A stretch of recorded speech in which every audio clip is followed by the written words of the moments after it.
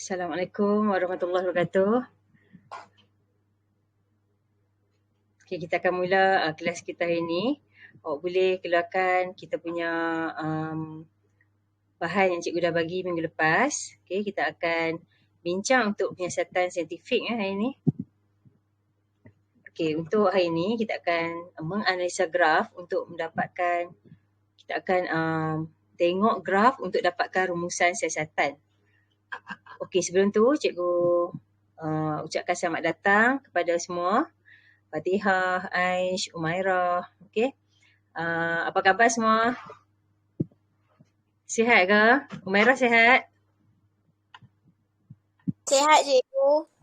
Oi, semangatnya suara dia. Okey. Kita tengok untuk aktiviti 5 ni kita nak lengkapkan bagaimana sesuatu graf tu sangat berguna untuk kita dalam mendapatkan informasi apa. Okey, yang pertama kita boleh dapatkan hubungan antara dua pemboleh ubah. Okey, hubungan tu maksudnya adalah sama ada dia berkadar langsung ataupun berkadar songsang ataupun meningkat secara linear. Yang kedua, kita boleh menentukan kuantiti fizik yang diwakili oleh kecerunan graf dengan melihat kepada unit akhir yang diperolehi daripada kecerunan tersebut.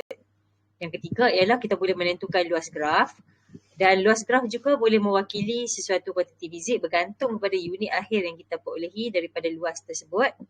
Yang keempat, kita boleh menentukan nilai kuantiti fizik secara interpolasi. Okey, interpolasi saya cikgu akan tunjuk apa dia. Interpolasi kita dapatkan nilai walaupun kita tak buat eksperimen yang bernilai seperti yang ditanya, tapi kita boleh buat ramalan. Okey, dan ramalan melalui ekstrapolasi maksudnya nilai yang lebih besar daripada yang kita buat. Katakan kita buat nilai 2 Newton, 4 Newton, 8 Newton sampai 10 Newton, tiba-tiba dia tanya 13. So kita boleh panjangkan kita punya graf tu, maka kita boleh buat ramalan melalui ekstrapolasi. So saya cikgu akan tunjukkan apa beza antara interpolasi dan ekstrapolasi. Okey, untuk soalan nombor 2, cikgu dah minta untuk awak buat homework pada minggu lepas. Okey, di mana soalan ni adalah berkaitan dengan graf. Graf yang dia bagi kat kita tu adalah seperti ini. Graf ringkas macam ni je. Graf dia graf ringkas. Di mana suatu graf, kita tengok kat sini tengok dekat graf ni. Graf yang kita nampak ni, dia ada Q lawan theta. Okay, penting kita nak tengok tajuk sebab apa? Tajuk ni dia boleh menentukan yang mana pemboleh ubah manipulasi dan yang mana satu pemboleh ubah bergerak balas. Okey, untuk yang kuantiti fizik yang berada pada paksi Y, yang ni dia adalah pemboleh ubah bergerak balas. Okey, responding variable. Manakala yang berada di paksi X, okey, dia adalah pemboleh ubah manipulasi. Di mana kita boleh ubah-ubah dia lah.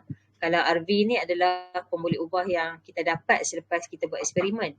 So dalam ni kita nampak tajuk dia Q lawan theta. Q tu adalah RV, theta ialah MV. Okey, berbalik kepada soalan. Kita tengok soalan tanya apa. Okey, yang pertama dia kata, nyatakan hubungan antara Q dan theta. Okey, macam mana kita nak tengok hubungan dia? Awak tengok pada garisan ataupun bentuk graf tu sendiri. Sekiranya dia punya graf ni, garisan ni terkena pada asalan, okey, pada asalan, nama dia adalah berkadar terus ataupun berkadar langsung. Kalau guna bahasa Inggeris, awak boleh sebut directly proportional. So kita sebut Q is directly proportional to theta ataupun Q berkadar langsung dengan theta. Nah, jangan sebut berkadar langsung saja, awak kena tulis dulu apa yang ada pada kuantiti, apa yang ada pada paksi Y, berkadar langsung dengan apa yang ada pada paksi X. Okey, soalan kedua. Tentukan nilai Q apabila theta sama dengan 1.25 darjah Celsius. Okey, dia minta kita tunjukkan pada graf bagaimana kita nak tentukan nilai Q. So kalau soalan macam ni, soalan kat atas ni selalunya 1 markah, soalan kat bawah ni 2 markah. So macam mana kita nak perolehi 2 markah tersebut? Bila dia minta kita tunjuk, maksudnya awak kena buat interpolasi. Apa maksud interpolasi, jom kita tengok pada graf. Okey.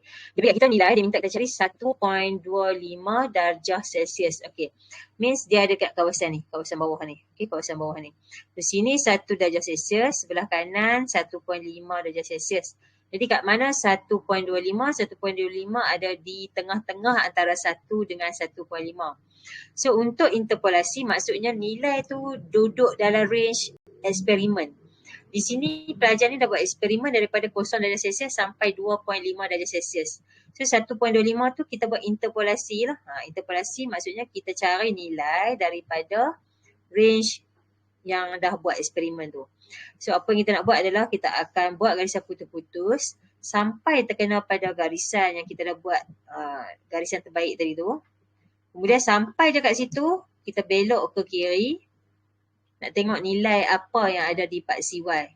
So kita letak anak panah untuk pemerhatian pemeriksa supaya pemeriksa tengok kat sini lah. So untuk pemerhatian awak juga antara 2,000 dengan 3,000 kat tengah-tengah ni nilainya ialah 2,500. Mesti berserta dengan unit. So unit dia Q atau J? Unit dia Q atau J? Umairah.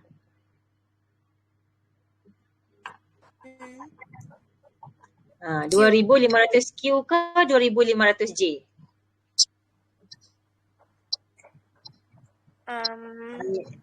Nampak ni, kalau 1.25 darjah Celsius, kita ambil yang sebelah kanan kan? Theta ni ialah kuantiti fizik. Darjah Celsius tu adalah dia punya unit. So kalau nilai, magnitude mesti match dengan unit. So kat sini 2,500 Q ataupun 2,500 Joule? Joule. Bagus. So kita akan matchkan dia dengan unit. Jawapan dia 2,500 Joule. So kalau waktu 2,500 saja, awak tak dapat lah markah penuh. Okay, markah penuh yang pertama awak buat interpolasi yang garisan putus-putus tadi tu. Yang kedua, kita tulis nilai berserta dengan dia punya unit. Okay. Seterusnya untuk kecerunan. Kecerunan kat sini ada 3 markah. Okay, markah pertama kita nak kena lukis segitiga. Kita akan pilih satu segitiga yang paling besar. Okay, di situ awak akan tandakan 2 koordinat. Okay, di mana setiap koordinat tu kita labelkan dia dengan X1, Y1 dan satu lagi pairing dia X2, Y2. Okay, tu poin yang pertama. Poin yang kedua, awak akan masukkan koordinat-koordinat tadi tu dalam formula. Okay, formula bagi kecerunan ialah Y2 tolak Y1 bahagi dengan X2 tolak X1. Okay, dan poin yang ketiga adalah jawapan berserta dengan unit. Okay, so jom kita tengok satu-satu bagaimana nak dapat 3 markah tersebut. Okay, Cikgu padam yang lain-lain tu. Yang lain Cikgu padam dulu. Okay, tadi Cikgu bagi poin pertama ialah awak nak kena lukis segitiga. Okay, maksud segitiga yang Cikgu kata ni adalah segitiga bersudut tepat lah. Okay, sebesar-besarnya segitiga yang menunjukkan yang menyambungkan antara 2 koordinat. Okay, maksud Cikgu macam ni.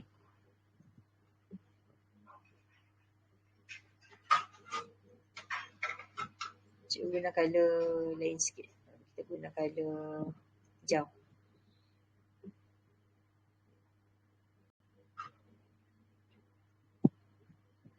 Okay. Ini adalah garisan kita. Daripada kosong sampai atas ni adalah 2 koordinat. Okay, so Cikgu pangkah kat sini. 2 koordinat ni Cikgu pangkah. Okay, pangkah tu menunjukkan koordinat yang kita pilih. Okay, bila kita pilih koordinat, awak mesti pilih koordinat yang paling senang kita nak baca lah. Jangan ambil kat tengah-tengah. Jangan ambil di tempat yang susah nak baca. Tak ada nilai 1.75 macam susah macam tu. So kita ambil dekat kosong-kosong ni maksudnya nilai 1 dan nilai 2. Okey. Daripada 2 ni kita akan lukis segitiga yang mewakili segitiga yang besar dan bersudut tegak lah. So cikgu akan lukis yang ni. Awak kena guna pembaris supaya dapat 3 sisi.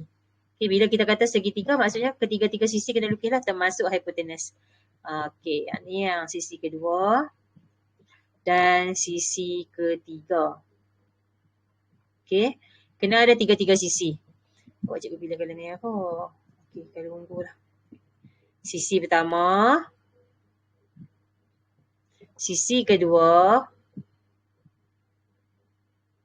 dan sisi ketiga.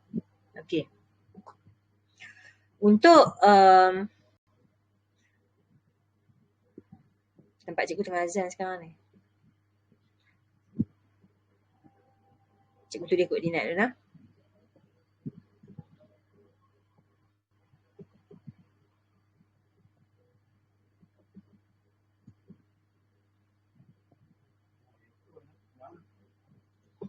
Ada atas tu.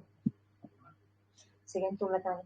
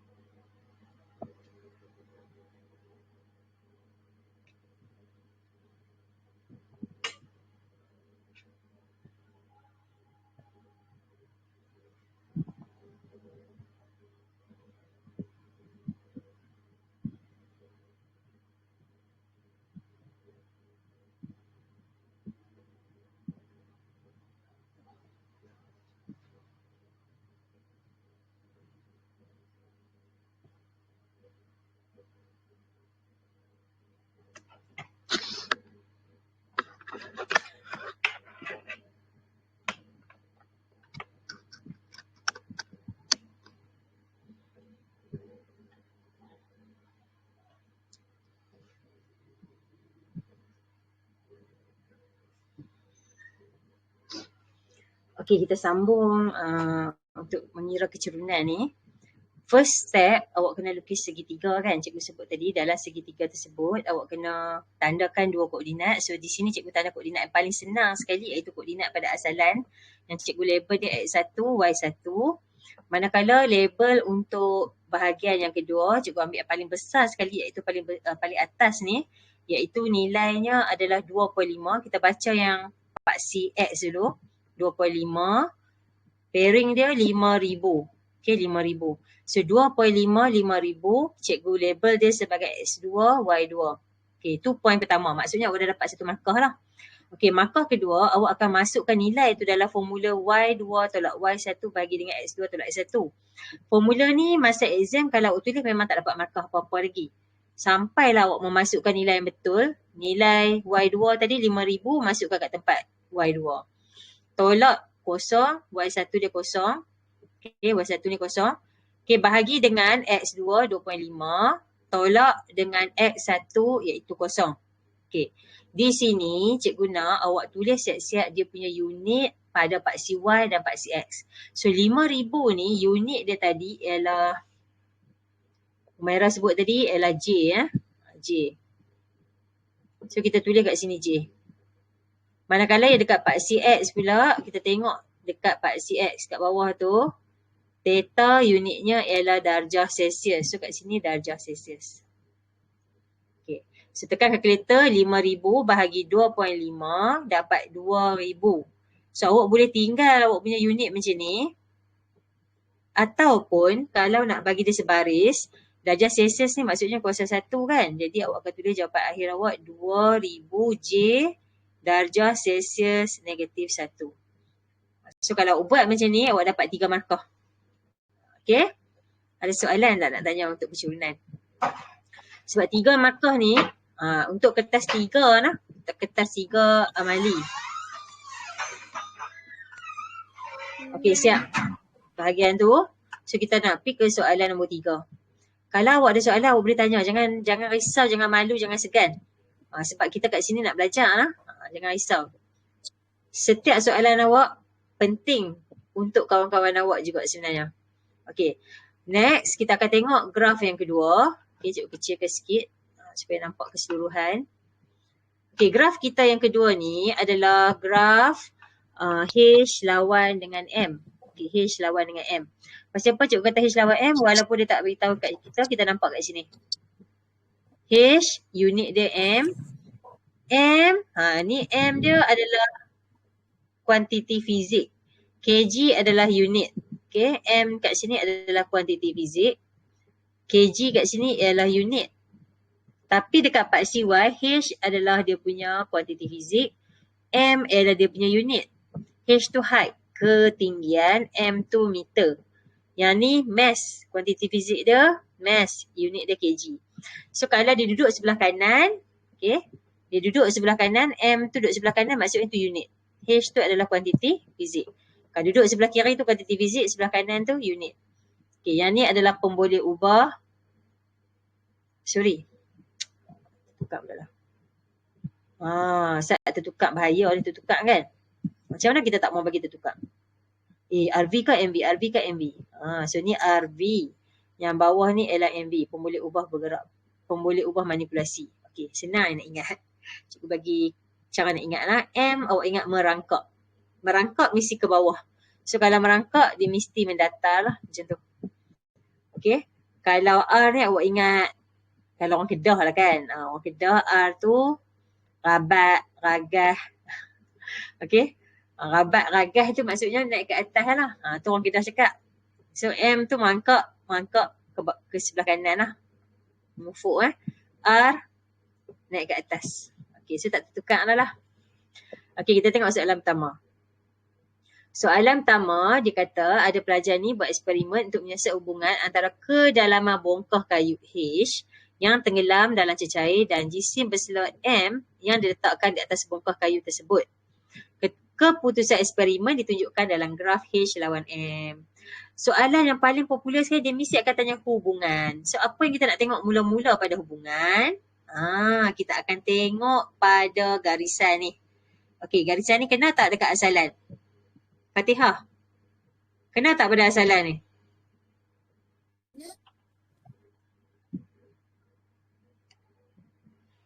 Terkena tak pada asalan? Fatihah kena. Nampak ni kena dekat kosong tak? Kena kan? So kalau kena, hubungannya apa?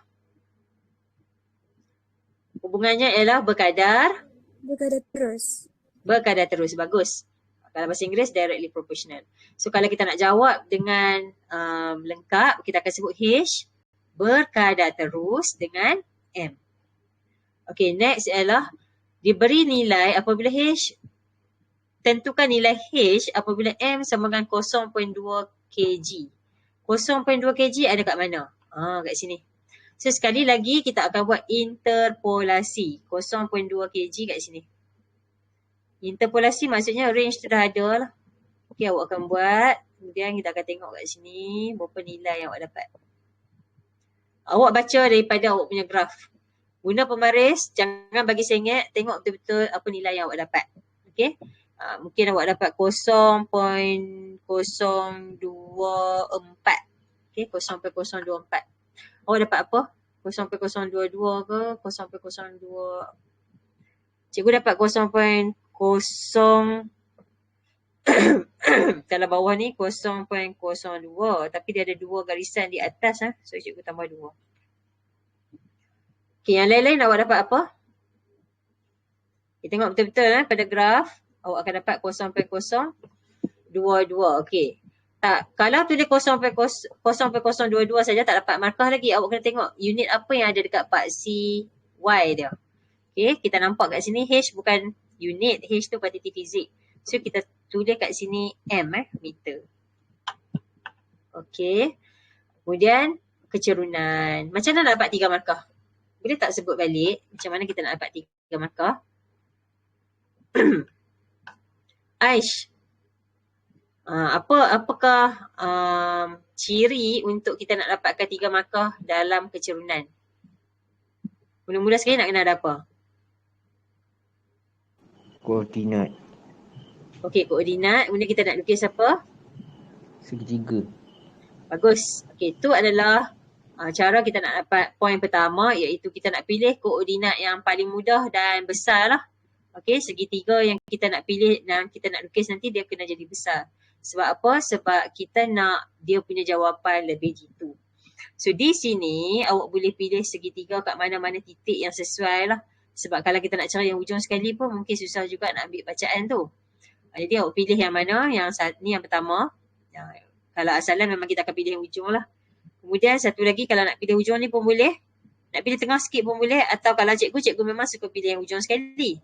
Tapi yang ujung sekali ni kalau pasal tak ada nilai. Okey, tak ada nilai kat sini. Awak boleh tulis sendirilah kalau awak nak buat. Okey, kalau nak pilih yang ni, nilai dia 0.7. Okey, kalau nak pilih sini pun boleh. Okey, so sini kalau 0, koordinat tu mewakili X1, Y1. Manakala yang tempat cikgu pilih ni ialah 0.7. Okey, dekat tempat dia adalah 0.077. Okay, dia mewakili X1, X2, Y2. Okay, so dah dapat markah, tak dapat lagi markah pertama. Markah pertama kena lukis segitiga dan koordinat. So awak lukislah segitiga. Masa exam, kalau nak lukis segitiga di atas kertas graf, jangan sesekali guna pen. Guna pensel atau pensel warna boleh. Okay, pen tak boleh.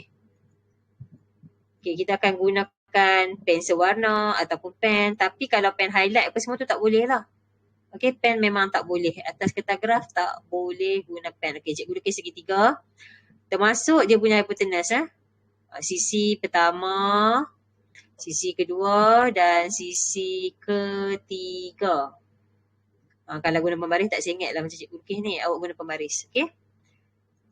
Lukis jadi cantik. Kemas-kemas lah awak lukis. Okey, dah dapat poin pertama. Poin kedua.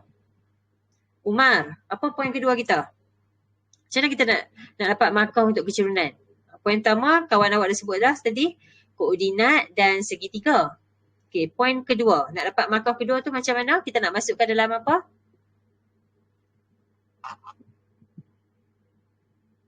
Umar masuk tak dengar? Umar dengar tak? Umar? Cikgu, dengar. Okey, macam mana kita dapat markah kedua, Umar? Okey, tak apa, cikgu bantu Umar. Macam mana kita nak dapat markah kedua untuk mengira kecerunan? Kita masukkan dalam formula kecerunan. Y2 tolak Y1 bahagi dengan X2 tolak X1. Okey, yang ni ialah kita punya nilai bagi Y2 nah. 0.077 tolak dengan Y1. Y1 koordinat pertama tadi ialah 0. Bahagi dengan X2 0.7 tolak dengan 0. Okey, tadi cikgu sebut jangan tinggal unit. So kat atas ni adalah part CY. So part CY unitnya ialah kilogram. So kita tulis kilogram. Bawah dia pula per dengan M. Jadi lepas kita tekan kalkulator, 0.077 bahagi dengan 0.7, kita akan dapat 0.11, unit dia kg, M negatif 1. Okay, 0.11 kg, M negatif 1. Okey. Cek balik jawapan kat atas. Kenapa dia dapat macam ni? Tak sama macam cikgu. Sebab dia pilih tempat yang tak sama. Jadi kalau kita pilih tempat mana, kita tengok betul-betul dia punya nilai lah. Tengok betul-betul dia punya nilai. So nilai yang cikgu dapat, pairing dia kena betul. So ini adalah jawapan dia. Okay, awak tengok pairing awak di mana. Okay, pilih betul-betul pairing dia. Yang paling besar lagi bagus. Okay. Ada soalan tak untuk nombor 3 tu? Okay, kalau tak ada soalan. Ya. Merah? Merah tanya apa? Tak ada.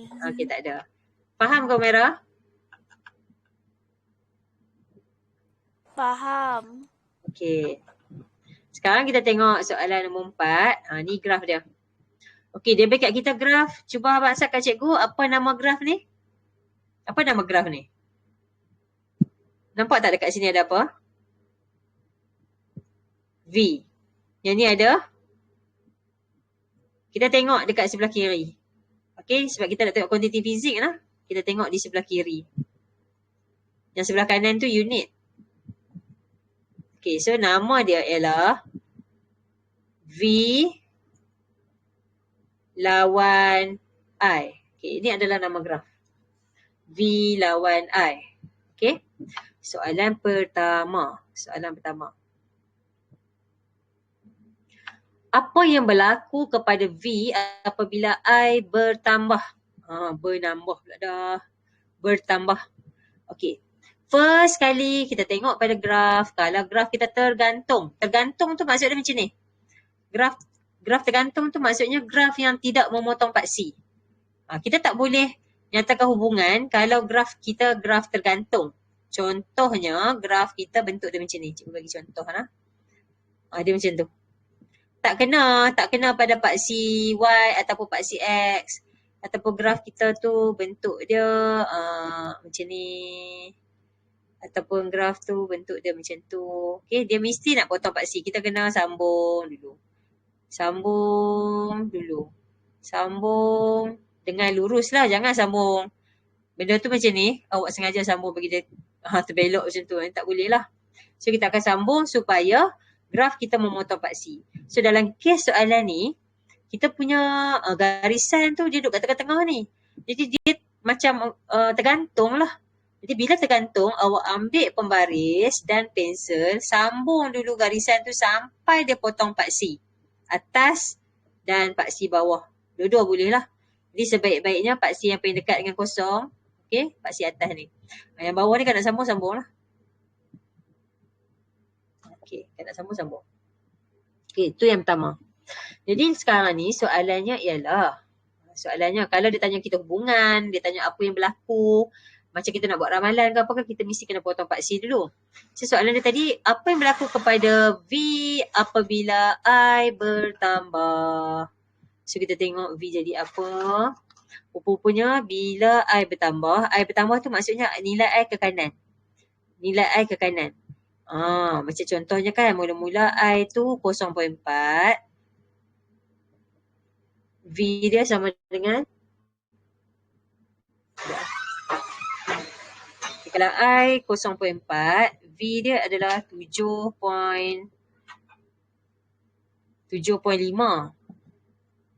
Kemudian kalau I dia ialah 1, okay, kat sini I 1, nilai V dah jadi 4 point something. Jadi 1, V jadi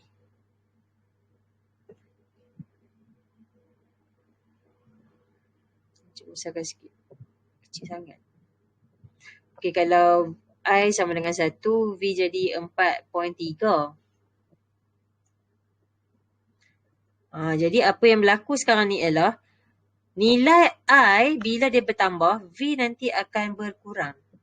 I bertambah, V berkurang. Di soalan dia tadi, dia tanya kita apa yang berlaku kepada V apabila I bertambah. So, apa yang berlaku pada V apabila I bertambah? V akan berkurang. Sebab apa? Sebab nama graf kita ni, Graf, ingat tak graf hari tu kalau bentuk dia macam ni, nama dia berkurang secara linear. Jadi V pun akan berkurang lah. Jawapan bertambah tadi salah. Jawapannya ialah berkurang. Okey. Next, tentukan nilai V apabila I sama dengan 0.1A. 0.1A kita cari dulu. 0.1A ada kat mana? Okey, 0.1A ialah antara 0 dengan 0.2. Okey. Yang ni kita panggil, kita nak buat interpolasi. Interpolasi ialah kita nak cari satu nilai. Okey, satu nilai yang ada dalam nilai range eksperimen kita tadi. So, gunalah pensel warna ataupun guna pensel dan pembaris. Kita akan buat garisan putus-putus. Bermula daripada paksi X ni. Okay. Sampailah terkena pada garisan yang kita bina tadi. Sebab apa kita bina? Sebab garisan kita tadi kan tak sampai kat kawasan biru ni. Dia tak ada, dia tergantung kan. Yang atas ni kita baru buat kan. So, sampai dekat garisan yang kita baru buat tu, kita belok ke kiri. Belok ke kiri, letak anak panah kat dia. So, kita nampak nilainya kat sini adalah 9. 9 apa? Tengok pada paksi Y, unit dia ialah V. So, jawapannya ialah 9V.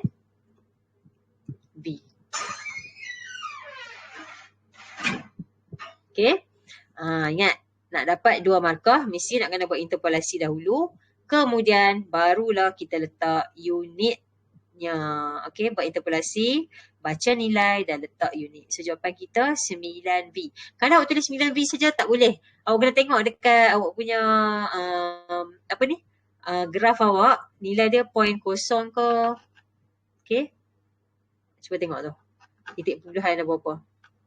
So, kat sini kalau tak nampak, faham betul-betul 9.0. Kalau awak tulis 9 saja, tak ikut dia punya kepresisan lah. Okay. Sekarang ni kita nak jawab soalan nombor 3. Soalan nombor 3, dia minta kita cari kecerunan. Okey, sekali lagi kita akan pilih 2 koordinat. Cikgu ulang benda yang sama. So, cikgu harap benda ni awak boleh ingat lah. Sebab kita buat 3 soalan yang hampir sama, cuma bentuk graf saja berbeza sikit. Okey, kita akan lukis segitiga. Segitiga macam mana kita nak lukis? Segitiga yang paling besar. Okey, cikgu padam dulu yang lain ni. Padam.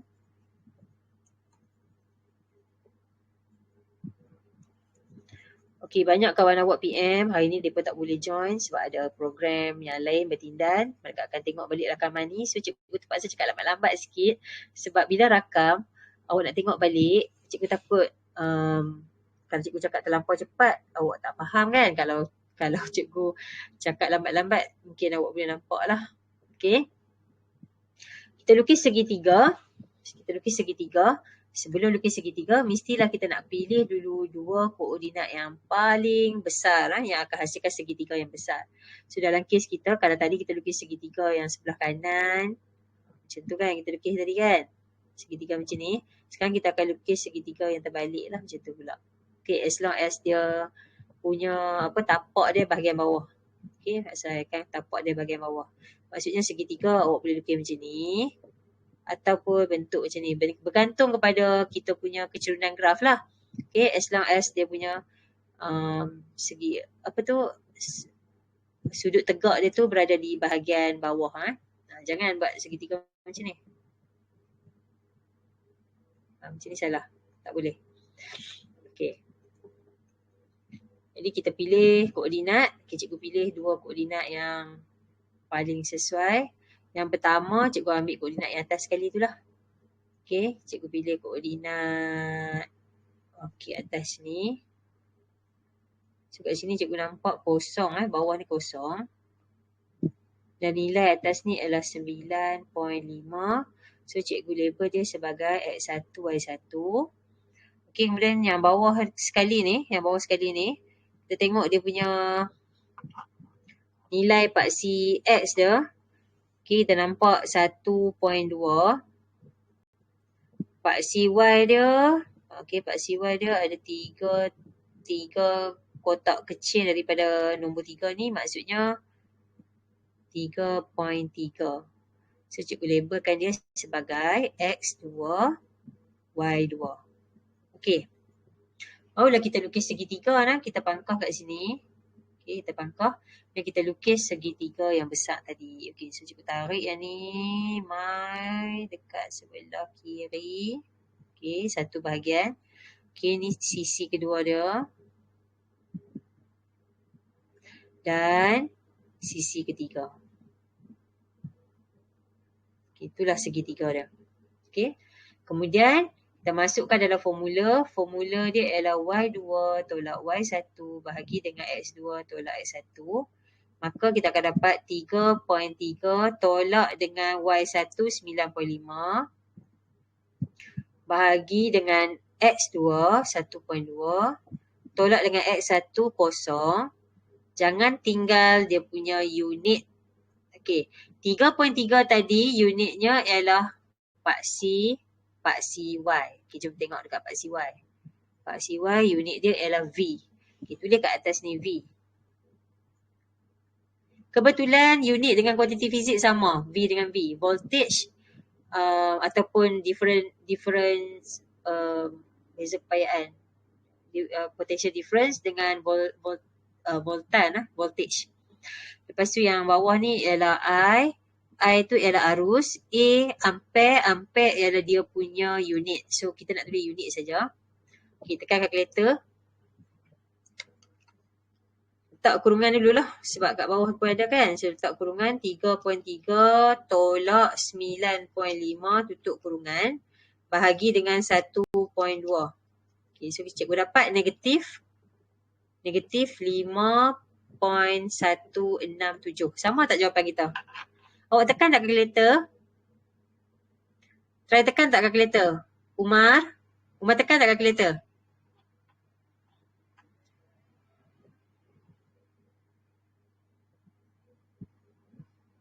Okey, awak kena try tekan lah. Okey, Fatihah dapat apa jawapan? 5.167. Okey.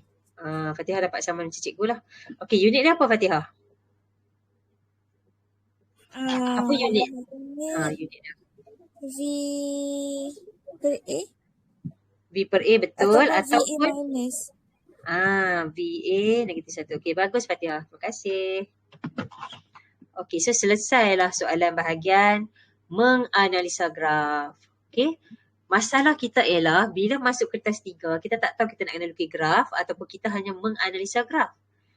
Macam soalan kertas 3 tahun lepas, bahagian fizik dia naik dekat kita buat eksperimen, lepas tu dapat nilai, kita lukis graf.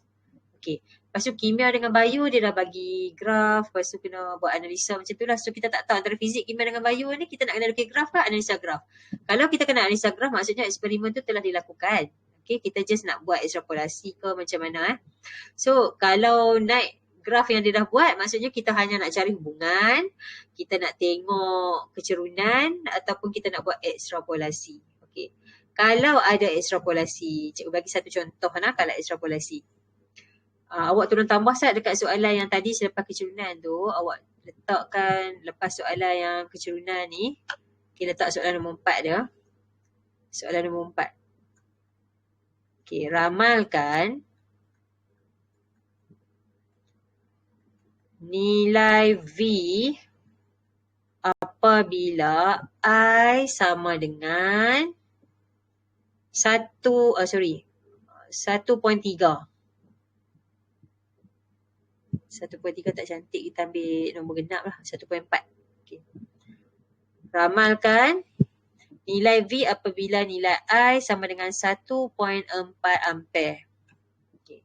Bila dia minta kita ramalkan satu nilai yang tak ada dalam range, maksudnya kita kena buat ekstrapolasi. Markah dia ialah pertama sekali awak kena lukis, keluarkan, panjangkan lagi. Okay, kita panjangkan lagi garisan tadi. Okay, yang ni semua cikgu padam. Sebab kita nak try buat soalan ekstrapolasi. Okay, first kali awak tarik guna pembaris, panjangkan apa? Garisan yang penyuaian terbaik tadi tu. Kita tarik dia sampai kena nilai yang lebih daripada yang dia minta lah. Okay, sebagai contoh dia minta 1.4 kan. Cikgu akan tarik lagi. Sampai habis. Sampai habis. So kalau 1.2 kat sini, 1.4 kat sini lah. Okay, kalau boleh tarik sampai habis, tarik. Okay. Kemudian, ambil pembaris dan pensel ataupun pensel warna. Apa kita nak buat adalah, tadi kita panggil ekstrapolasi ya. Kemudian kita nak kena cari nilai yang ada dalam nilai yang ekstra tu. Ekstra tu maksudnya terlebih lah daripada nilai dah. Okay, kat sini, lepas tu kita belok ke kiri. Guna pen ni, RM1 lah, minta maaf. Awak tengok lah dekat awak punya pembaris tu, buat elok-elok. So, cikgu punya jawapan ialah 2.3V. Okay, awak tengok. Awak dapat apa? Aish dapat apa? Aish guna pembaris kan? Okay, berapa nilai yang Aish dapat? 2.4. Okay, Fatihah dapat? Fatihah dapat apa? 2.4. Okay, bagus. Aish dengan Fatihah dapat 2.4. Awak guna pembaris. Okay, awak guna elok-elok lah. So, kalau dapat 23 tu RM1 tu. Okay, tapi cikgu nak tunjuk macam tu lah cara nak dapatkan dia. So, tempat yang kita nak pemeriksa tengok, kita letak pembaris. Kita letak anak panah. Kita letak anak panah. Okay. So, kalau exam, singkat-singkat macam ni memang tak ada markah lah. Awak guna pembaris, awak akan dapat nilai yang tepat iaitu 2.4 sekali dengan unit dia iaitu V. Okey, yang tu lah kita panggil dia ekstrapolasi. Sekarang kita nak lukis graf. Okey, kita nak lukis graf. Di mana graf kita tu dia bagi dia bagi satu set data. Data tersebut ada lebih daripada 5. Ada 1, 2, 3, 4, 5, 6, 7, 8. Ada 8 nilai. Di mana nilai tersebut ada paksi X dengan paksi Y. So, kita tak tahu yang mana yang duduk dekat paksi X, yang mana yang duduk dekat paksi Y. Tadi cikgu dah petua dekat awak. Kalau disebut nama graf, okey, ni nama graf lah ni. Graf F lawan X. Apa yang disebut dulu iaitu F. F ada di paksi Y. X pula sebut lambat kan? So, duduk kat paksi X lah. Kebetulan nama dia X, dia duduk kat paksi X. Okey, yang disebut dulu duduk sebelah kiri. So, dalam paksi ni yang mana sebelah kiri? Paksi Y lah duduk sebelah kiri. X sebut lambat, dia duduk sebelah kanan. Okey, yang ni kiri, yang ni kanan. Kebetulan F duduk sebelah kiri, X sebelah kanan.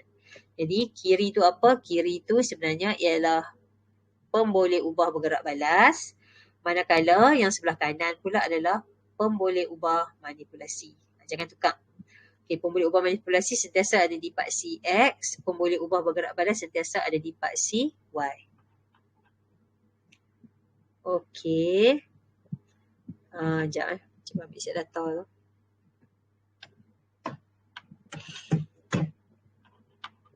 Okey, data ni kita nak transfer satu-satu.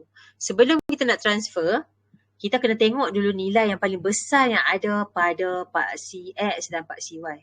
Okey, dalam nilai 0.5 sampai 4.0, kita nampak di sini nilai paling besar ialah 4.0. X pula yang paling besar yang kita nampak, okey, yang ada di paksi Y, paling besar 4.0, yang dekat paksi X paling besar adalah 6.4. So, apa kita nak buat ialah kita nak try buat satu skala. Okey, sebelum tu, kita tengok kita graf. Okay, graf yang cikgu bagi tu ni panjang. So, awak boleh pilih skala yang sesuai. Kalau boleh pilih sebesar-besarnya lagi bagus.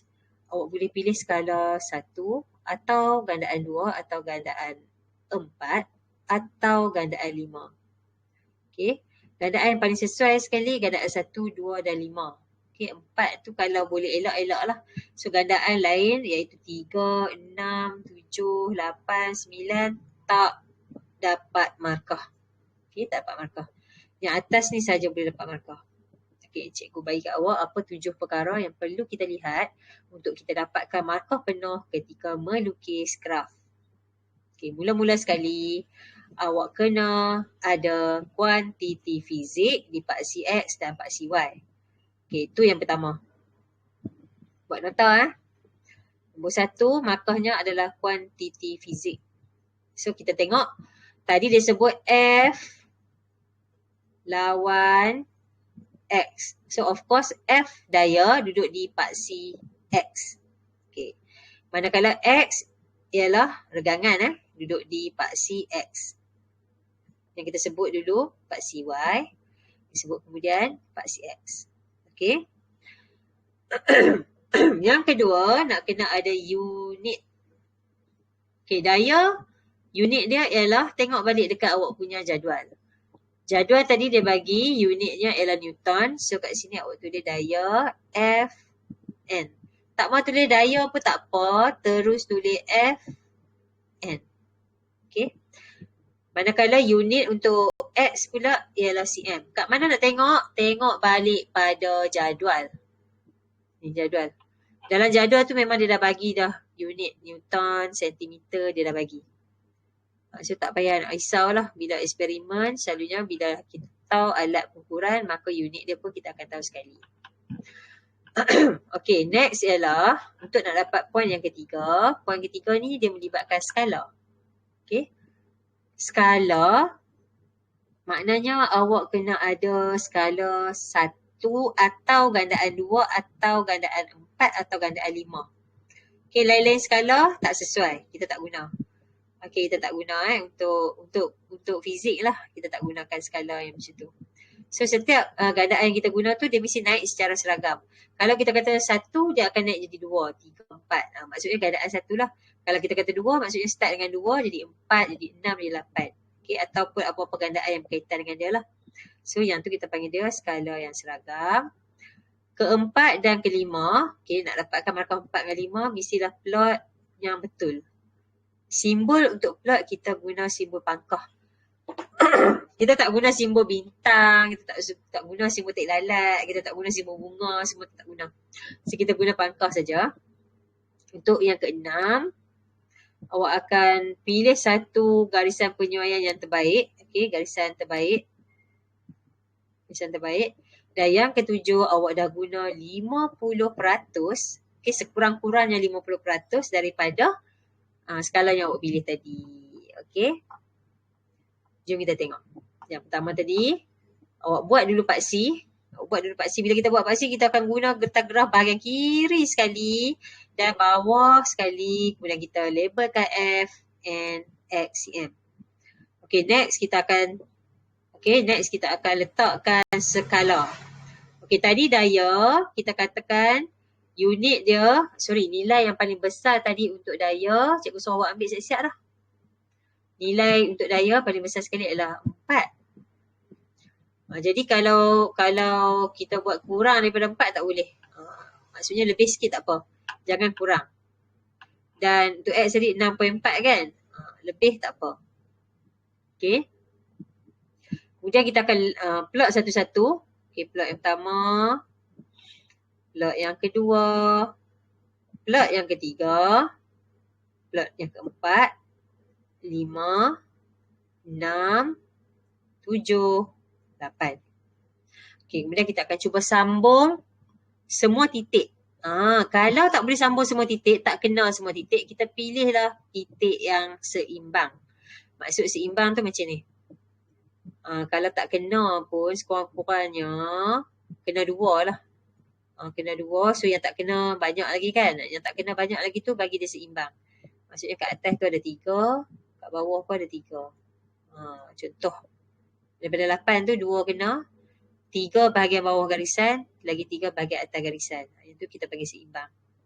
Okey, maka ke-6 tadi dah, maka ke-7 nampaknya kita dah guna 50% daripada graf. Okey, daripada skala tu. Selesai. Okey, macam tu dah nak dapat 7 bahagian. So daripada graf yang kita dapat tadi, dia akan tanya kita beberapa soalan. Okey, soalan yang popular. Soalan yang popular adalah nyatakan hubungan. Okey, bila nak nyatakan hubungan, apa yang kita nak tengok ialah bentuk graf. Katalah masa exam nanti, awak lukis-lukis, awak tak dapat bentuk yang datang daripada asalan, awak dapat macam ni. Tak kisah. Awak jangan curi jawapan kawan sebelah. Kalau awak dapat bentuk graf yang macam bawah, okey, yang bawah ni, awak sebut F meningkat secara linear dengan X. Jangan sebut berkaitan langsung. Awak tengok orang sebelah punya hubungan berkaitan langsung, awak pun tulis berkaitan langsung. Tak boleh. Dia bergantung pada bentuk graf kita sebab nanti eksperimen awak yang akan buat. Bila awak buat, kemungkinan besar awak tak dapat bentuk graf yang datang daripada asalan macam tu. Mungkin awak akan dapat yang bawah ni. Sebab set data kita mungkin tak sama. Alat dia lain, alat kita lain. Nilai dia lain, nilai kita lain. So of course kita punya bentuk graf kita mungkin ada perbezaan. So bila ada perbezaan, kalau bentuk graf awak macam ni, awak akan sebut F meningkat secara linear dengan X. Tapi kalau bentuk graf awak yang kena pada alasan macam ni, macam yang sekarang kita dapat ni, so awak akan sebut F berkadar terus dengan X. Kemudian dia nak awak cari kecerunan. Okey, tunjukkan pada graf bagaimana anda menentukan kecerunan. Okey, macam biasa kita akan lukis segitiga dengan memilih dua koordinat yang paling besar. Okey, dua koordinat yang paling besar. Okey, cikgu tukar pen. Okey, cikgu pilih koordinat pertama. Okey, koordinat pertama cikgu ialah 0, 0. Koordinat kedua cikgu ialah 6.4 dengan 4.0. Okey, so yang ni ialah X2, Y2. Okey, cikgu pun lukis segitiga termasuk hipotenus dia. Okey, kemudian 6.4, dia punya dinding dia, Allah saya ingat lah. Dengan yang bawah ni. Okey, so kita ada 3 sisi. Tiga sisi ni awak mesti nak kena lukis bagi terang lah, bagi nampak masa exam nanti. Jangan guna pensel layang-layang sebab color graf kita tu dia dah ada warna, dia dah warna biru. So awak tekan dengan pensel supaya nampak clear lah segitiga kita. Dan baru masukkan dalam formula Y2 tolak Y1 bahagi dengan X2 tolak X1. Okey, Y2 kat sini adalah 4. 4.0 tolak dengan Y1 0. Okey, bahagi dengan X2 6.4 tolak dengan 0. Yang ni X1 dia kosong. Okey, kemudian jangan tinggal dia punya unit. Unit yang dekat paksi Y ialah Newton. Manakala unit yang dekat paksi X ni ialah cm. Okey. So tekan kalkulator. 4 bahagi 6.4. 0.625. Unit dia apa? Okey, try bagi unit dia. Apa unit dia, Fatihah? Newton cm negatif 1. Okey, bagus. Newton cm negatif 1. Aish dapat tak, Aish? Aish dapat tak 0.625? Dapat. Okey. So kalau masuk exam, kaedah yang cikgu bagi ni awak akan guna sepenuhnya, awak akan dapat full mark untuk kertas 3. Jangan risau sebab kertas 3 dia senang je. Eksperimen dia pun dia akan bagi yang senang yang memang akan dapat jawapan, awak akan lukis, awak memang akan dapat graf. Cuma graf awak tu bentuk dia mungkin ada berbeza sikit lah dengan kawan sebelah awak. Nanti awak akan nampak bentuk graf kawan awak sebab memang semua orang berdiri buat exam tu. Tapi tak bolehlah meniru sebab nilai tak sama. Okey, soalan seterusnya. Persamaan yang menghubungkan F dan X ialah F sama dengan KX, iaitu K ialah pemaladaya bagi spring itu. Tentukan nilai K dalam unit SI. Okey, yang ni adalah apa yang kita belajar pada pelajaran minggu lepas. Okey, pelajaran minggu lepas cikgu minta awak buat persamaan linear. F sama dengan KX. Dia tanya K. So bila K awak kena pindahkan X sebelah. Okay, so dia akan dapat K sama dengan F bahagi dengan X. Okay, F unit dia ialah N. X tadi unit dia sentimeter. Maka unit untuk K ialah N cm negatif 1. Kebetulan sama macam kita punya kecerunan. Jadi K tu nak carinya ialah kita cari kecerunan lah. Jadi dia suruh kita cari nilai K. Tadi kita cari kecerunan, kita dapat unit yang sama. Okey, yang Fatihah sebut tadi NCM negatif 1 tu kan. Maka nilai yang kita dapat daripada kecerunan kita 0. Berapa tadi? 625. Okey. Jangan sesekali awak bundarkan. Cikgu tak suka sebab masa exam nanti skema yang ada dalam yang lembaga bagi tu, dia akan bagi apa yang ada dalam titik puluhan kalkulator kita. Kalau kalkulator kita ada sampai 4-5 titik puluhan, yang tu dah ada dalam skema. Jadi sebaik-baiknya awak tulis semua lah. Okay. Jangan bundarkan. Kecuali nombor tu sampai 9, 10, 11 tu bundar lah. Okay. Kebanyakan soalan tak perlu bundar. Okay, tak perlu bundar. Kita memang tulis banyak-banyak aja, tak kisah. Kecuali dia minta tulis sampai 2 titik puluhan, tak apalah. Okay, next ialah kita nak lukis luas di bawah graf. Okay, untuk luas di bawah graf, apa maksud luas di bawah graf?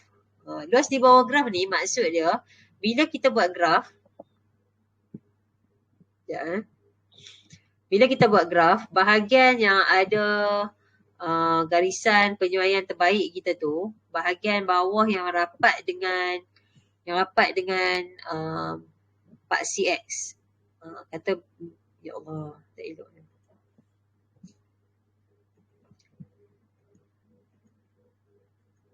Katakan bentuk graf kita.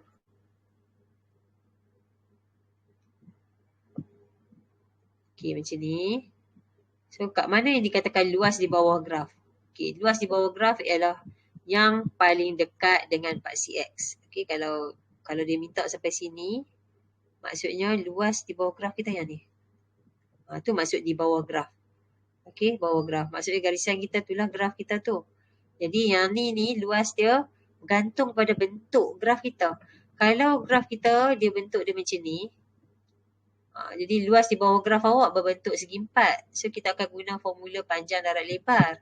Kalau bentuk graf kita menyebabkan luas bawah graf kita dapat bentuk segitiga, maknanya kita akan guna formula segitiga lah. Setengah darat panjang darat lebar. Bergantung. Okay, bergantung. Tiba-tiba suara cikgu jadi lain lah. Sebab kipas ni betul-betul macam itu. Okay. Jom kita tengok graf kita. Kita nak cari luas segitiga. Bukan luas segitiga. Luas di bawah graf. Okay, luas di bawah graf. Okay, ni dia. Dia nak kita cari luas di bawah graf sampai X tu 5 cm lah. So sampai 5 cm ni sajalah. Awak akan lorek dia. Okay, lorek. Dan kita tengok bentuk dia adalah bentuk segitiga. Then bila bentuk dia bentuk segitiga, kita guna formula segitiga lah. Setengah darat panjang darat lebar. Okay, sekali lagi. Kita kena tengok nilai dan masukkan sekali dengan unit dia. Okay. Jangan tengok nilai saja, unit tak masuk sebab kita kena bawa. Dalam kejap ni memang setiap masa kita bawa unit. Okey, setengah darat panjang. Okey, katakan panjang sekarang ni kita ambil Pak CY lah. Pak CY kita panjangnya ialah 3 point berapa 3.1. 3.1 unit dia ialah Newton. Darat dengan lebar 5. Unit dia cm. Okey, tekan kalkulator. 0.5 darat 3.1. Awak tengoklah awak dapat apa nak. Kalau tak dapat 3.1, 3.2 kot. Okey, darat 5. Cuba dapat 7.75. Unit dia N darat dengan cm. So kita akan dapat N cm. Kita dapat N cm.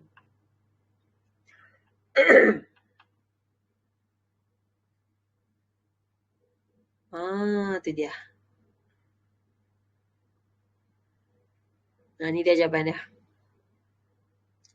Kita dapat Allah terajak 7.75 NCM. Okey, kecuali kalau dia memang minta dalam unit joule, awak kena convert dulu 5 cm tu kepada meter. Okey, so dalam kes ni kalau awak dah tukar dia kepada meter, awak akan dapat dalam unit joule lah. Okey, lah ni dia tak bagi kat kita satu satu permintaan dia nak sebut dalam unit joule ke tidak. So cikgu punya jawapan tadi Newton cm betul. Okey, 7.75 Newton cm tu betul. Kalau lah dia minta dalam unit joule, kena ingat joule ni maksudnya unit special yang datang daripada unit SI. Okey, unit SI. Jadi kalau sentimeter bukan unit SI. Ni unit SI dia meter. Awak kena tukar dulu sentimeter jadi meter. Nilai dia 0.05. Lepas kita dapat jawapan, kita akan dapat 0.0775 unit dia Newton meter. So kalau awak check balik pelajaran minggu lepas, Newton meter adalah bersamaan dengan Joule. Okay. Jadi kita dapat 0.0775 atau jawapan yang kita kira tadi 7.75 Newton cm pun betul. Okay. Tentukan nilai F apabila X sama dengan 3.5 cm. Okay. X sama dengan 3.5 cm, buat ekstrapolasi, check balik berapa nilai yang kita dapat. Okey, ni semua nilai-nilai, awak tengok yang pen hijau tu. Okey, yang pen hijau tu. So, kita nampak kat situ 3.5, pairing dia adalah 2.2. Okey, sekali lagi, bawa sekali dengan unit dia, 2.2 Newton. Okey. Rupanya apabila dagangan spring adalah 3.5, daya yang menyebabkan dia tergang sebanyak 3.5 tu ialah 2.2 Newton. Okey. So kat sinilah. Kalau buat masa exam nanti, nak bagi pemeriksa tengok, kita akan buat garisan putus-putus dan anak panah di sini. So jawapan kita 2.2 Newton. Okey, cantik dah lah. Dan yang terakhir adalah dia nak suruh kita ramal nilai X apabila F sama dengan 5 Newton. Kebetulan awak buat eksperimen memang sampailah sebab 6.4 kan. So kalau 6.4 tak ada masalah lah, tak payah ramal lah. Maksudnya kita buat ekstrapolasi. Interpolasi. Just ambil yang ni, 5, tengok balik. Kalau dia tukar tu okey lah. Dia tukar. Awak ambil. Salah. F sama dengan 5. F sama dengan 5 memang tak wujud pun. F sama dengan 5 kat atas ni. Sebab F tadi sampai 4 je kan. So F sama dengan 5. Awak kena buat ekstrapolasi. Jadi maknanya awak kena panjangkan garisan. Sampailah kita boleh ambil 5 tu. Okay, 5 Newton lah cikgu silap pairing. Selalunya kita ambil daripada paksi X nak baca paksi Y kan. Sekarang ni dia bagi dekat paksi Y. Kita nak baca apa yang ada di paksi X. So kat bawah ni, awak buat garisan putus-putus. Sampailah kena dekat paksi X dan letakkan anak panah. So anak panah ni nampak dekat nombor 8. So 8.0 cm. Okay. Yang tu kita panggil ekstrapolasi. Okay. So hati-hati. Takut.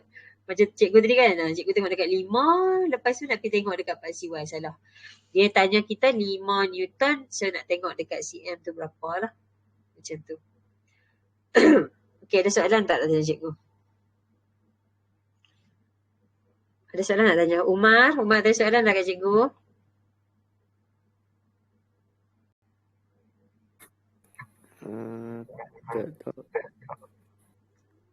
Umar kat mana tu? Kat rumah ke kat hospital? Kat rumah. Kat rumah. Mak ada kat hospital? Mak tak pergi. Mak tak pergi lagi. Cikgu doa ayah Umar cepat sembuh. Badi ceria macam biasa. Amin. Masih tu. Ya, sama-sama. Okey, kita sambung lagi. Kalau lah malu nak tanya sekarang, awak boleh PM cikgu. Awak PM cikgu, tengok balik video ke. Okey, check balik sebab nak tengok jawapan kan. Okey, sebab yang ni nanti cikgu mungkin tak ulang dah sebab dia masuk dalam kertas 3. Kertas 3 ni kita akan buat lagi hujung tahun nanti saja. Okey, kita akan buat hujung tahun nanti. Okey. Tadi cikgu sebut masa exam nanti mungkin akan naik graf dah ada, kita analisa. Ataupun dia suruh kita lukis graf, nilai dia bagi. Yang ketiga, dia suruh kita buat satu laporan lengkap. Dia bagi kat kita satu situasi, kemudian dia suruh kita buat eksperimen dan dia suruh kita buat laporan lengkap. Jadi kalau macam tu, awak kena hafal step-step. Okay, awak kena hafal step-step. So sekarang ni cikgu bagi kat awak satu situasi lah. Okay, satu situasi, katakan ada buaian. Okay, ada buaian. Buaian tu tak sama panjang. Tak sama panjang. Satu tali dia macam tu. Okay, satu lagi tali dia panjang. Okay. Buayan tu dia duduk dekat besi yang sama lah. So, budak ni naik atas buaya yang pendek, seorang lagi naik atas buaya yang panjang. So, buaya yang panjang tu, dia berayun dan patah balik lambat. Yang pendek tu dia patah balik cepat. Jadi, ayunan dia tu kita nampak ayunan lengkap dia tu berlaku banyak kali. So, dalam masa 1 minit tu mungkin dia bergerak sampai 10 kali ke. Yang panjang tadi dia lanjut, patah balik lambat. Okay. So, awak nak kena buat satu eksperimen nak tunjuk bagaimana panjang bandul tadi tu boleh mempengaruhi dia punya tempoh ayunan. Okay. So, bila kita nak buat eksperimen yang macam tu, awak kena fikirkan satu kuantiti fizik yang boleh kita guna dalam makmal. Awak tak boleh bawa buayan masuk dalam makmal. Awak tak boleh sebut tali buayan. Awak tak boleh sebut jisim pelajar. So, kita nak ganti tali buayan panjang tadi tu guna bandul. Okay. Kemudian manusia yang duduk atas buayan tadi tu kita gantikan dengan bandul. Okay. Besi bulat tu. Okay. Kemudian masa dia pergi patah balik tu, tempoh tu kita guna jam randik untuk nak tengok. Terbukti. Betul ke? Kalau pendek tu dia pergi patah balik cepat. Kalau panjang tu lambat. Okay. So, untuk eksperimen, kita kena ada inference, hipotesis, tujuan, pemboleh ubah, radas, okay, dan prosedur. So, yang antara semua yang cikgu sebut tadi, yang mula-mula sekali nak kena tulis ialah pemboleh ubah manipulasi. Kenapa? Sebab kalau pemboleh ubah salah, kita punya inference, hipotesis, tujuan pun salah. Okay. Sekarang pemboleh ubah kita apa? Kita nampak ada perbezaan di segi panjang tali bandul kan? So, pemboleh ubah kita adalah panjang bandul. Okay. Pemboleh ubah bergerak balas bila panjang tu bertambah, masa dia pun bertambah. So, masa untuk melekatkan satu ayunan tu kita panggil dia tempoh ayunan. Okay. Yang bergerak balas ialah tempoh ayunan. Manakala pemboleh ubah yang dimalarkan, maksudnya yang kita tak ubah langsung, ialah jisim bagi ladung. Ini dalam eksperimen kita, bila kita guna kaki retort, okay, kita gantung kat ujung ni tali, bawah dia bandul. Okay. So bandul ni, jisim dia kita tak ubah. Okay. Awak tak boleh sebut bandul, awak tak boleh sebut ladung, awak tak boleh sebut jam. Apa yang kita nak sebut adalah kuantiti fizik. So kat sini pemboleh ubah manipulasi kita adalah kuantiti fizik dia panjang. So dalam kepala kita nampaklah kalau panjang, alat dia pembaris. Kalau pemboleh ubah bergerak balas pula, tempoh. Kuantiti fizik dia tempoh. So kalau tempoh, kita guna jam randik. Dan yang ketiga, jisim. So kalau jisim, alat dia ialah electronic balance ataupun neraca 3 alur. So daripada pemboleh ubah manipulasi dengan bergerak balas, barulah kita boleh tulis balik infrared. Okey, infrared ni nak tulis dia adalah RV bergantung kepada MV. Okey, RV bergantung kepada MV. Jadi lepas ni kalau awak hafal ayat tu, mailah kuantiti fizik apa pun awak just ganti tempat RV tu, kemudian bergantung kepada MV. Ganti tempat MV. Okey, hipotesis pula. Kalau eksperimen tu melibatkan kuantiti fizik tu berkadar langsung, kita kata semakin panjang bandul, semakin panjang tempoh ayunan. Okey, semakin panjang bandul, semakin panjang tempoh ayunan. Maksudnya, kalau yang satu ni bertambah, satu lagi bertambah lah. Semakin bertambah MV, okay, semakin bertambah juga dia punya RV. Sekejap. Cikgu duduk depan kipas. Suara tak ada.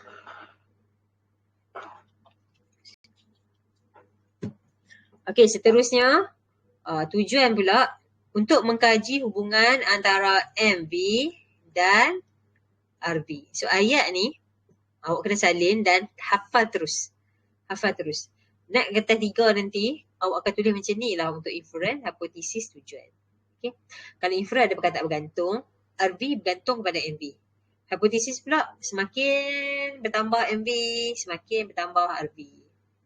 Untuk tujuan, untuk mengkaji hubungan antara MV dan RV. Okey, radas.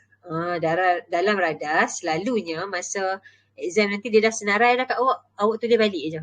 Awak tengok atas meja tu, macam mana kita nak gantung bandul lah. Takkan kita nak pegang dengan tangan. So, mesti kena ada kaki ritot.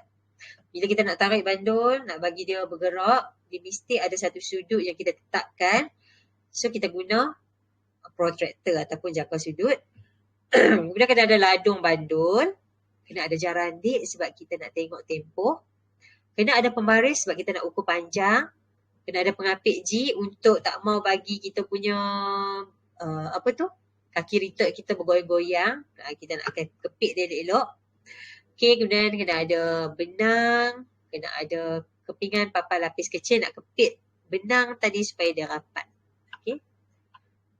Jadi semua radas ni, semua radas ni, yang wajibnya yang mana? Okey, jom cikgu tulis. Yang wajib dia ialah yang berkaitan dengan pemboleh ubah. So, yang berkaitan dengan pemboleh ubah ialah jarandik, pembaris meter. Okey, lagi. Dua-dua ni kalau tak ada, automatik. Radas dengan bahan yang awak tulis banyak tu, hilang point markah dia. Kena ada, wajib adalah. Okey, inilah susunan radas. Okey, susunan radas dia melibatkan kebolehan awak nak ukur panjang bandul. Okey. Nak tengok macam mana dia punya eksperimen tu dah berjaya dibuat. Macam mana kita nak settle dia. Okey. Kaedah dia, mula-mula kita laraskan panjang bandul. Kemudian mengambil pemboleh ubah setiap satu lah. Selalunya yang ni jaranglah dia suruh kita tulis balik prosedur. Okay. Kaedah dia, kita mesti ulang-ulang balik MV sampailah kita dapat sekurang-kurangnya 5 data. So di sini kita ada 3, 4, 5, 6, ada 6 data. Masa exam nanti paling sikit awak kena dapatkan ialah 5 data. Okay, 5 data. Lebih tak apa. Kalau kurang tak boleh. Okey. Langkah berjaga-jaga sekiranya kita buat eksperimen. Okey. Ni adalah ayat yang paling senang lah. Paling awak kena hafal. Pertama kita sebut mata kita berserenjang. Berserenjang dengan apa? Berserenjang dengan skala bacaan pembaris meter. Kena ada nama alat yang kita nak ambil bacaan tu. Okey, jangan sebut berserenjang dengan pembaris meter saja. Pembaris kan panjang. So bahagian mana yang kita nak fokus mata kita tengok tu adalah pada tempat skala tu. Okey, ada skala, ada garisan-garisan tu betul-betul untuk panjang bandul tadi. Okey. Ataupun mata kita berserenjang betul-betul dengan skala bacaan adalah jarandik. Okay, apa tujuan dia? Tujuan dia untuk mengelakkan ralat paralaks. Ralat paralaks ni adalah ralat yang disebabkan oleh kedudukan mata yang salah. Okay. So untuk kecerunan graf, untuk T-square dan semua-semua ni, awak mesti kena lukis graf dulu. Jadi yang ni cikgu nak skip. Sebab ni eksperimen ni dibuat di sekolah awak. Jadi cikgu akan pergi terus ke soalan nombor 3. Okey. Soalan nombor 3. Mengapakah masa untuk 20 ayunan lengkap perlu diambil? Pasal apa kita ambil 20 ayunan? Pasal apa tak ambil satu ayunan pergi patah balik? Sebab kalau kita hanya ambil satu ayunan, bayangkan kalau tadi dia pendek, masa dia ambil pun cepat. Dia macam kita tak sempat nak tekan jarandik tu, tengok dah berhenti dah kan. So kalau kita ambil 20 ayunan, kita sempat kita tekan, masuk kira 1, 2, 3, 19, 20. Tekan. Okay. So bila kita dapat untuk 20 ayunan, jawapan akhir kita nanti kita akan bahagi dengan 20. Okay.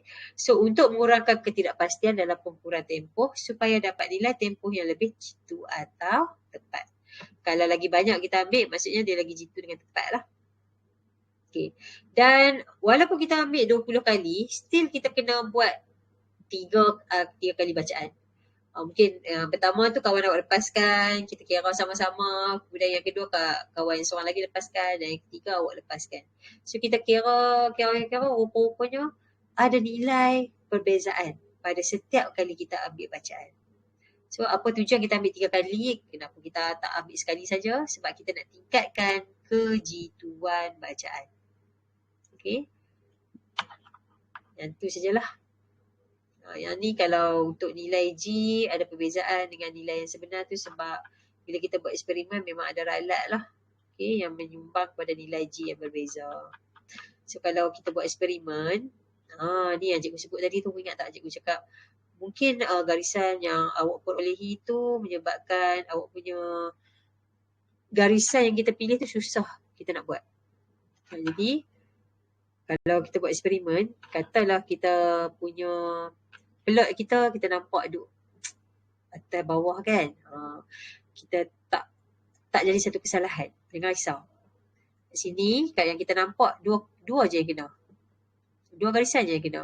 So yang lagi 2 garisan pula. 2 plot saja yang kena. So ada lagi 2 yang tak kena. 2 atas, 2 bawah. Yang ni kita klasifikasikan dia sebagai penyuaian garisan yang seimbang lah, yang baik, yang bagus. Yang tak elok kalau macam ni. Yang tak elok macam ni. Kita buat plot. Lepas tu bila dia buat plot, dia pilih garisan penyuaian tapi garisan dia tak seimbang. Katalah kena 2 titik. Tengok-tengok dekat bawah ni ada 4. Kat atas tak ada, tak boleh. Okay, mesti balance lah. Yang tak kena tu ada 4, bahagi atas 2, bawah 2. Macam tu. Okay. Jadi untuk tutorial bahagian ni, kita akan buat pada pelajaran akan datang. So sebelum tu, minggu depan, cikgu akan masuk bab 2. Jadi bab 1 ni kita akan pergi cepat lah. Okay, kita akan pergi cepat. Bagi habis soalan ni hasilnya dalam setengah jam. Lepas tu 1 jam yang seterusnya tu kita akan masuk bab 2. Okay. Jadi dalam hari ni ataupun esok, cikgu akan bagi bahan untuk minggu depan sekali. Awak kena print lah sebab bahan ni, bahan yang bab 1 ni habis minggu depan, maksudnya kita akan guna untuk setengah jam pertama saja. So untuk 1 jam lagi tu awak kena print bahan baru. Okay, cikgu akan bagi bahan untuk bab 2. Jadi untuk hari ni, kita sempat lagi kot buat untuk soalan nombor 1. Sebab kita akan habis pada jam 10 suku. Sebab tadi kita start lewat, komputer cikgu dari belakang tu tak masuk. Charger tak masuk. Pasal pun tau hari ni. So guna komputer lain hari ni. Okay, kita start dengan soalan nombor 1. Tutorial. Rajah 1 menunjukkan sebuah bekas aiskrim berperisai coklat. Terdapat label yang menunjukkan beberapa kuantiti fizik pada bekas tersebut. Okey, kita besarkan, kita perhati betul-betul apa yang kita nampak kat sini. Yang pertama kita nampak mass ataupun jisim. Unit dia 60 gram. Lepas tu dia cakap keep frozen at temperature 18, suhu 18. Okey, isi padu dia bagi kat kita 1500. Jadi kat sini kita nampak ada 3 kuantiti fizik. Okay, soalannya ialah kuantiti fizik boleh diklasifikasikan kepada kuantiti asas dan kuantiti terbitan. Jadi apa yang dimaksudkan dengan kuantiti asas? Okey, kuantiti asas ni yang ni lah definisi dia. Jangan duk pergi ubah-ubah. Jangan ubah-ubah. Okey, maksud kuantiti asas ialah kuantiti fizik yang tidak dapat ditakrifkan daripada mana-mana kuantiti asas yang lain. Maksudnya, kuantiti fizik asas ni adalah kuantiti fizik yang kita tak boleh darab ataupun bahagi daripada mana-mana kuantiti fizik yang lain. Maksudnya dia wujud, dia tu asal dia macam tu lah. Kalau mass tak main pada mana-mana kuantiti fizik. Okay, so kita boleh bahagikan tiga kuantiti fizik yang dalam aiskrim tadi tu kepada 2 bahagian. Okay. Yang pertama kita bagi kepada kuantiti asas iaitu jisim dan suhu. Dan satu lagi adalah kuantiti terbitan. Macam mana kita tahu dia terbitan? Tengok dekat unit. Tengok dekat unit. Darjah Celsius, gram. Gram tu dia datang pada unit kilogram. Yang ni ml. Isi padu, kalau sentimeter kuasa 3 ke, meter kuasa 3 ke, ml ke. Ml ni kalau dia guna silinder kan. So, yang tu semua adalah bukan kuantiti asas. Okay, bukan kuantiti asas. Okay, soalan nombor 2. Rajah 1 ialah graf yang diperoleh apabila laju sebuah kereta diuji. Graf V diplot melawan T, melawan masa lah. Maksudnya nama graf ni V lawan T. Okey, V duduk dekat paksi Y, T masa duduk dekat paksi X. Tentukan kecerunan. Okey, macam biasa yang pertama kita nak lukis segitiga dan koordinat. Yang kedua, masukkan dalam formula. Dan yang ketiga, jawapan berserta unit. Okey, cikgu akan pilih 2 koordinat. Okey, koordinat pertama, koordinat kedua. Okey, jadi segitiga yang kita nak lukis. Macam tu lah. Okey, mesti nak kena lukis segitiga dah. Okey, koordinat tu kita label dekat sini 0, 15. Okey, yang sini pula 25 dengan 40. So, kita label dia X2, Y2. Okey, masukkan dalam formula. 40 tolak 15. Okey, per dengan 25 tolak 0. Unit yang ada pada paksi Y, okay, check balik sebab dia kata hal laju kan. So, unit dia yang ni. MS -1. So, masukkan dalam formula tadi. Y2 tolak Y1 tadi. Awak pun tulis 40 tolak 15.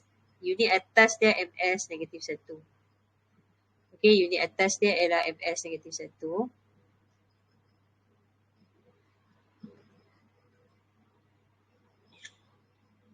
Okey, unit bawah pula 25 tolak 0. Tengok dekat paksi X, unit dia ialah S.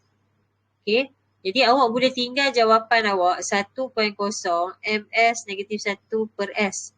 Tapi tak segak kan jawapan ni kan. So, kita nak bagi dia duduk satu line. S kuasa 1 ni duduk atas jadi S -1 lah. Ini jawapan kita kalau kita susun balik jadi MS -1, S -1 ataupun MS -2. Okey. Tentukan pintasan graf apabila T sama dengan 0. Okey, apa maksud pintasan tadi? Pintasan ialah graf kita tu potong kat mana lah. Okey. So kat sini, bila T 0 maksudnya kat area sini. Jadi pintasan dia, kita kena tengok nilai dia di tempat ni lah. Okey, tempat ni. Jadi kita nampak jawapannya adalah 15, unit dia MS -1. Maksudnya pada masa kosong, dia dah ada nilai dah. Kalau tulis C sama dengan 15 je tak dapat. Okey, so kita tulis 15 MS -1. Nyatakan hubungan antara laju dengan masa. Okey, kalau kita perhatikan kat sini, dia tak kena pada asalan. Graf kita tak kena dekat kosong.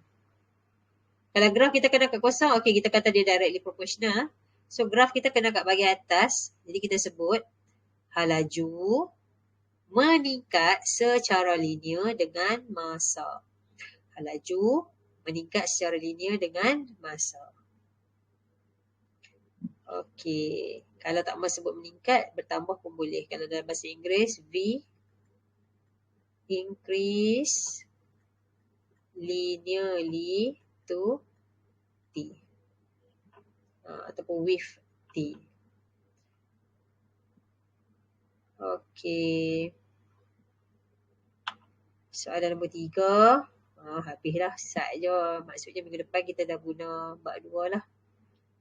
Hashim menjalankan satu eksperimen untuk menyiasat hubungan antara jisim pemberat berselot M dengan tempoh ayunan T bagi suatu spring. Hashim mengambil masa T bagi 20 ayunan lengkap untuk jisim pemberat berselot yang berbeza. Set data yang diperoleh ditunjukkan. Okey.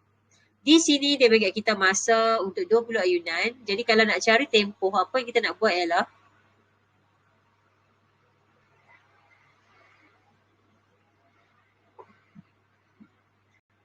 Lori sampah main malam tau. Tanya cikgu buat tuition dia main. Selalu dia main siang. Okay. Hashim ambil masa sekarang ni kita nak cari tempoh. So apa dia maksud tempoh tu?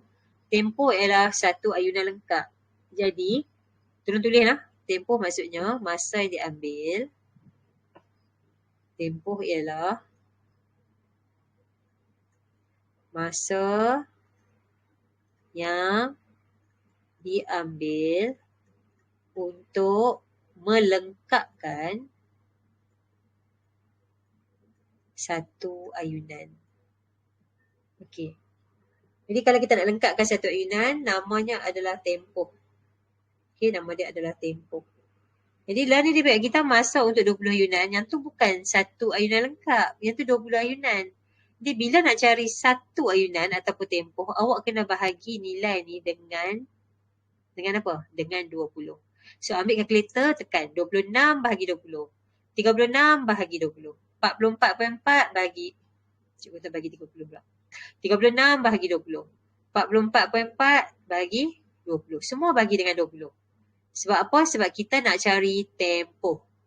Tempoh definisi dia adalah masa yang diambil untuk melengkapkan satu ayunan. Jadi yang ni semua kena bagi dengan 20, maka awak akan dapat jawapan 26 bahagi 20 dapat 1.3. 36 bahagi 20 dapat 1.8. 44.4 bahagi 20 dapat 2.2. 51 bahagi 20 dapat 2.55. 57.2 bahagi 20 dapat 2.86. Okay, kalau kita perhati kat sini, ada nilai yang dapat 2 titik perpuluhan dan ada nilai yang dapat 1 titik perpuluhan. Maka tak dapat kalau nilai bagi titik perpuluhan tu tak seragam. Jadi sekarang ni, kalau kita ada 2 titik perpuluhan, awak kena letak semua 2 titik perpuluhan. Ni 2.2, kosong. 1.8, kosong. 1.3, kosong. Tapi yang bahagian atas ni untuk masa untuk ayunan lengkap, awak tak boleh pandai-pandai letak 57.2 kosong. Sebab masa untuk ayunan tadi tu dia guna jam randik. Jadi nilai kepekaan alat tadi tu kena ikut nilai bagi alat tersebut.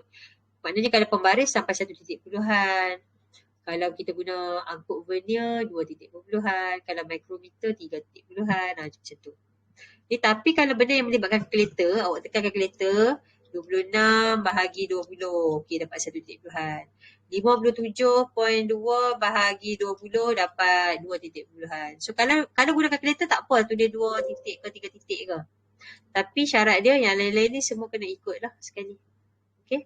So untuk nak cari T-square, ambil nilai yang atas ni, darab dengan nilai dia sendirilah. 1.3 square dapat 2.1. Sampailah 2.86 square dapat 8.2. Okay, lepas dah selesai, nyatakan unit-unit yang sesuai untuk kedua-dua kuantiti fizik tersebut. So kalau tempoh T, kan dia datang daripada jar randik, maknanya unit dia saat. Kalau T square, unit dia S square. Okay. Jadi sekarang ni cikgu nak awak plotkan graf T square lawan dengan M, memilih skala yang sesuai. So pada pelajaran akan datang, kita akan bincang bentuk graf tersebut. Okay, cikgu nak tengok bentuk graf.